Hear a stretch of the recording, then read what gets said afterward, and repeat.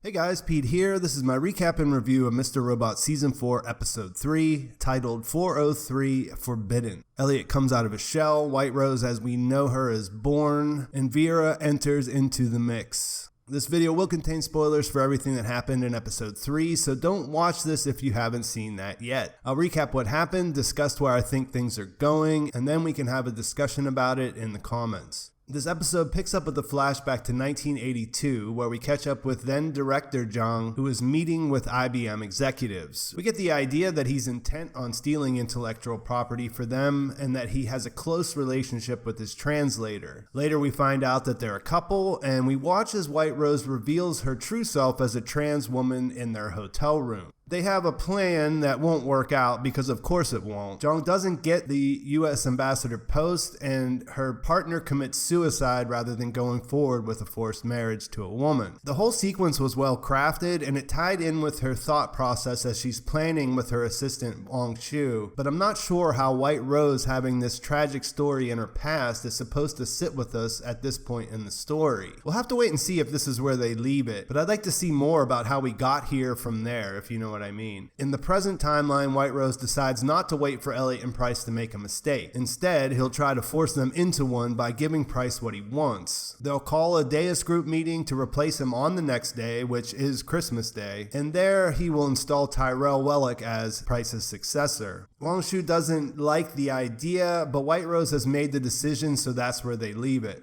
Mr. Robot is still the one talking to us, and he tells us about Russian roulette and his fears about Vera coming for them and the fact that Elliot won't acknowledge any of that. He runs into Krista in the street and things don't go well. Turns out Krista is terrified of Elliot and doesn't want him anywhere near her. She feels that it's necessary to make this very clear, and you can't help but feel for these characters in this situation. And this all gets way more ominous when we realize that one of Vera's guys sees them meet. Later we have a glimpse of Vera. He's up to his old tricks, and when he learns about the sighting with Krista, we know that he's going to try to use her to get to Elliot and get Elliot on his team. No big surprises here. Vera still sucks and will undoubtedly present a problem at the worst time, considering the clock is ticking and there isn't much time left before the project ships to the Congo. Darlene is with Elliot at Allsafe, and she's all in to help, as we learned in episode 2. She finds Susan Jacobs' contact at Cyprus National Bank, Olivia Cortez,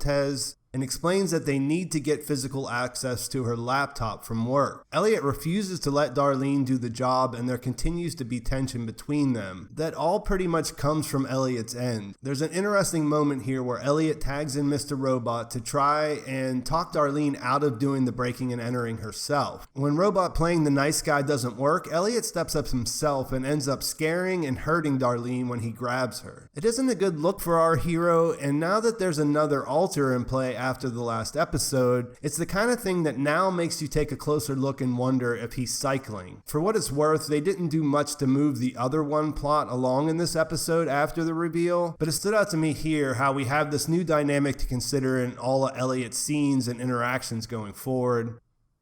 Elliot does break into Olivia's apartment and finds the laptop he's looking for. Unfortunately, he needs access to a security fob that generates a unique RSA code if he wants to log into it. He also finds a bottle of Oxycontin in her bathroom and is dead set on using this information against her when they track her down at a bar. As we've seen a couple times this season already, Mr. Robot intervenes as the voice of reason. Instead of threatening her, he offers to buy her a drink, and Elliot finds himself reluctantly connecting with her. Things almost fall apart when her OkCupid date Evan shows up. You know, classic Evan into snowboarding, social media influencing, and Reiki. But after Elliot misses her signal, he comes around at the last possible second and runs out after her and gives her a kiss on the street, which leads to them going back to her place. Back at her apartment, they sleep together, and he waits for his opportunity to get a hold of the fob and send the code to Darlene. In a message, he finds out that the Deus meeting is on for the next night, and what follows is a really strong scene where Elliot and Olivia connect on a deep level. As she shows him the razor blade that she keeps in the Oxycontin bottle, to remind herself that if she hates herself enough to start using again, she might as well kill herself, Elliot understands. He knows what hating yourself is like. It's a fantastic scene, and it's always enjoyable to watch Elliot stumble his way through the process of connecting with someone. This is one of the reasons I've always been so drawn to the show, and that just made me fear what the future may hold for Olivia even more. I mean, I hope these two will get some semblance of a happy ending after watching this, and I don't even really care if they see each other again.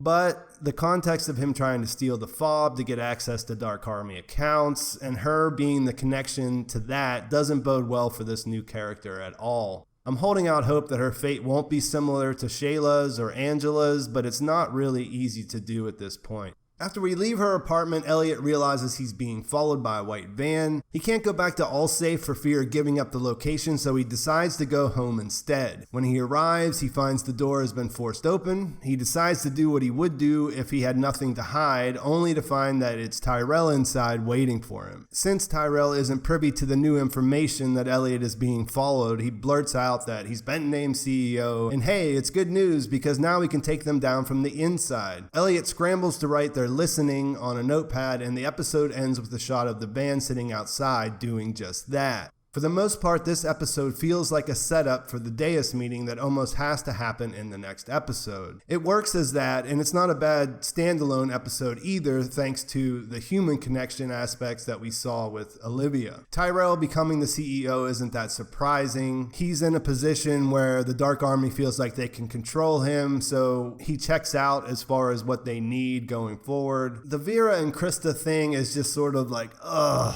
I guess people have different impressions of Vera. The actor does a fine job of working with this character. He's a bad guy. He's there for that reason. On some level, this just really kind of frustrates me, though, that he's going to go after Krista, especially after seeing this episode and seeing how their interaction went down. I guess it's good that we got an idea of what he's up to, and he kind of stepped in to take Dom's place because we didn't get any of her story in this particular episode. I really did enjoy the scene with Olivia and Elliot in her bathroom, and the one in the bar for that matter. I think one of the funniest things for me was when he said, "Not if you count the heroin I did 2 days ago," and she comes back with, "What, did someone hold you down and force you to do it?" And he just deadpans, "Yeah, that's pretty much what happened." And that really kind of scratched that awkward Elliot itch for me, and how difficult it is for him to interact with other people. Mr. Robot being the voice of reason once again. Elliot really seemed like he was on one at the bar whenever he was going to use the information about the drugs and hold her relationship with her child over her head. It's refreshing to see Mr. Robot actually being the guy who gets things going in the right direction instead of the reverse, which is what we're used to. And it all leads to some much needed healing in the end. In his time as our narrator, Mr. Robot has been emphasizing the danger of Elliot shutting everyone off. This came out again with Darlene in this episode. The one person who's actually on his side, and it felt like he needed this little encounter to emerge from the depths of his own head. The flashback, like I said, it was put together well. I especially liked the Thing commercial and the fact that they used the song Time from Culture Club. The wedding, sending white roses as a joke since those are typically for funerals. Then the image of the red blood all over them. In the hotel with the reveal scene framed by the mirrors behind her. I mean, this was all designed really well. The more I think about it, though, I just wonder, it sort of makes Whiterose sympathetic, and do we need her to be sympathetic as the clear villain here? I don't know, though. I mean, there may be more that we see in her transformation from that time to the present, and it'll make a little bit more sense. We're in episode 3 and it's Christmas Eve. The clock is definitely ticking at this point. We got like a bit of runway in the number of episodes that are left, but not a lot of days in order for it all to unfold. So we have to expect that there's going to be some flashbacks to fill up time, but also that, and as far as the story is related, these episodes are only going to account for like a day or a half a day going to the end. I do have some real fears when it comes to Olivia and what her fate might be. If you watch my trailer breakdowns, you know there's a lot of stuff that is from future episodes in those trailers that they put out before the season started. I won't get spoilery here, but there's definitely some stuff to go back and look at if you want to check those out. That gives us some hints as to things that are going to happen in the next couple episodes. I'm very interested to see what's going to happen at this Deus meeting, who's going to be there, how that's going to play out. I'm wondering if there's going to be a detour between where this episode ended and when that actually happens, based on how this episode ended. ended, but we're going to have to wait and see. I think this is another good episode. I think things are going in the right direction, and I am looking forward to episode 4. You may have noticed if you've been following my recaps that this is pushed back a little bit. The other show that I'm currently following, Watchmen, just debuted. It comes out first. Mr. Robot comes out second. So that's pretty much the most efficient way for me to do it. I had some problems yesterday, so it should come out a little bit faster. But if you haven't watched Watchmen, I would recommend it. It's got a lot of the same kind of mystery feeling to it. A lot of cool world building going on in just the first episode. So I would definitely, if you like Mr. Robot, you'll probably like that too. Even if you're not into superheroes and comic books and all that, it's definitely not required. It's also not required to have read the original story if you don't want to go back and do that. Let me know in the comments what you thought about episode 403. Let me know what you're thinking is going on. Were you disappointed that we didn't get more idea about the alters? Are you as worried as I am about Elliot's new friend? I mean, there's another natural twist in that could be too. She could just already be Dark Army and she may betray him straight out in that fashion. So at least we got some good classic Elliot showing his real personality, being real with somebody before the other shoe drops. Please like this video if you enjoyed it. Please subscribe to my channel if you haven't already. That's it for today. Thanks for watching, and I will talk to you soon.